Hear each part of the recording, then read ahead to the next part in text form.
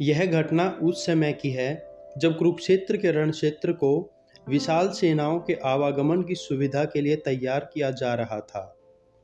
पेड़ों को उखाड़ने और जमीन साफ करने के लिए हाथियों का इस्तेमाल किया गया। शीशम के एक पेड़ पर एक गोरैया चिड़िया अपने 4 बच्चों के साथ रहती थी। जब उस पेड़ को उखाड़ा गया तो उस गोरैया का घोंसला जमीन पर गिर गया, लेकिन चमत्कारी रूप से उसके बच्चों को कोई हानि नहीं पहुंची। लेकिन वो अभी बहुत छोटे थे, इसलिए उड़ नहीं पा रहे थे। बेचारी गोरैया मदद के लिए इधर उधर देखती रही। तभी उसने श्री कृष्ण को अर्जुन के साथ उसी तरफ आते हुए देखा।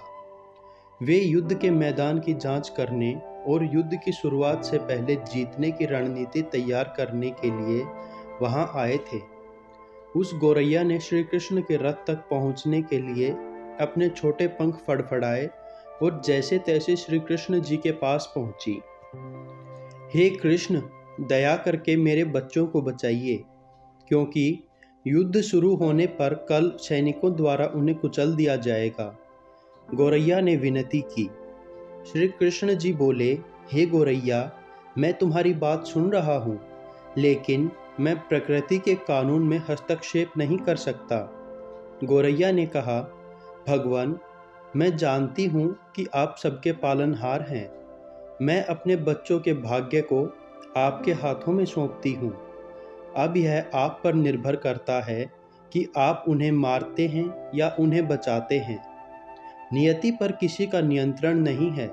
श्री कृष्ण ने एक साधारण व्यक्ति की तरह उससे बात की, जिसका अर्थ था कि वहाँ ऐसा कुछ भी नहीं था जिसके बारे में वो कुछ भी कर सकते थे। गोरैया ने विश्वास और श्रद्धा भाव से कहा, प्रभु, आप कैसे और क्या करते हैं उसका मुझे कोई ज्ञान नहीं है। आप स्वयं काल के नियंत्रक हैं, यह मैं जानती हूँ। मैं सारी स्थिति, परिस्थिति और खुद को परिवार सहित आपको सौंपती हूँ। गोरैया और श्री कृष्ण के संवाद से अनजान अर्जुन ने गोरैया को दूर भगाने की कोशिश की। गोरैया ने अपने पंखों को कुछ पल के लिए फैलाया और फिर अपने घोंसले में वापस चली गई। 2 दिन बाद शंखनाद से युद्ध शुरू होने की घोषणा की गई।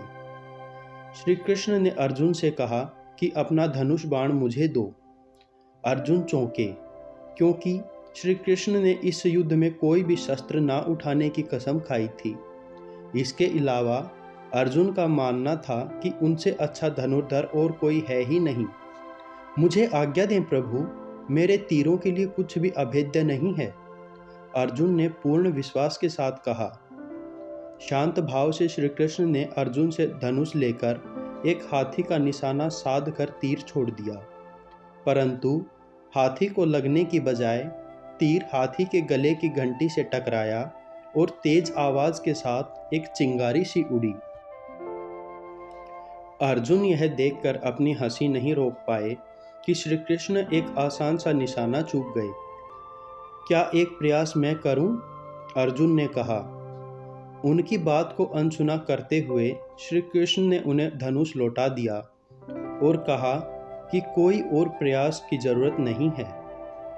लेकिन भगवान, आपने हाथी को क्यों तीर मारा? अर्जुन ने उत्सुकता से पूछा। क्योंकि इस हाथी ने उस पेड़ को गिरा दिया था जिस पर उस गोरैया का घोंसला था, श्री कृष्ण बोले। कौन सी गोरैया? और ये हाथी तो अभी भी जीवित है और इसे जरा सी भी चोट नहीं आई, केवल घंटी ही टूट कर गिरी है, अर्जुन ने आश्चर्य से पूछा। अर्जुन के सवालों को टालते हुए श्री कृष्ण ने उसे शंखनाद का निर्देश दिया। युद्ध शुरू हुआ। अगले 18 दिनों में दोनों तरफ से कई जानें चली गई। आखिर में पांडवों की जीत हुई। एक बार फिर श्री कृष्ण अर्जुन को अपने साथ युद्ध क्षेत्र में भ्रमण करने के लिए ले गए। कई शव अभी भी वहां पड़े थे। युद्ध का मैदान बेजान घोड़ों, हाथियों और कटे हुए अंगों से अटा पड़ा था। श्री कृष्ण एक निश्चित स्थान पर रुके और एक घंटी, जो कि हाथी के गले में बांधी जाती थी, उसे देखकर कुछ सोचने लगे। क्या आप मेरे लिए यह घंटी उठाएंगे? और इसे एक तरफ रख देंगे? उन्होंने अर्जुन से कहा। निर्देश बिल्कुल सीधा था, परंतु अर्जुन के समझ में नहीं आया।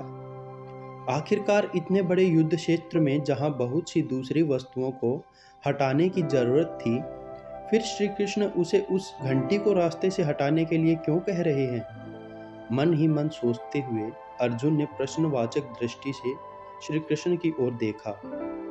हाँ, यह वही घंटी है जो हाथी की गर्दन पर बंधी थी, जिस पर मैंने तीर मारा था, श्री कृष्ण बोले। अर्जुन बिना कोई और प्रश्न किए उस भारी घंटी को उठाने के लिए नीचे झुके। उन्होंने जैसे ही उसे उठाया, वे आश्चर्य से चौंक गए।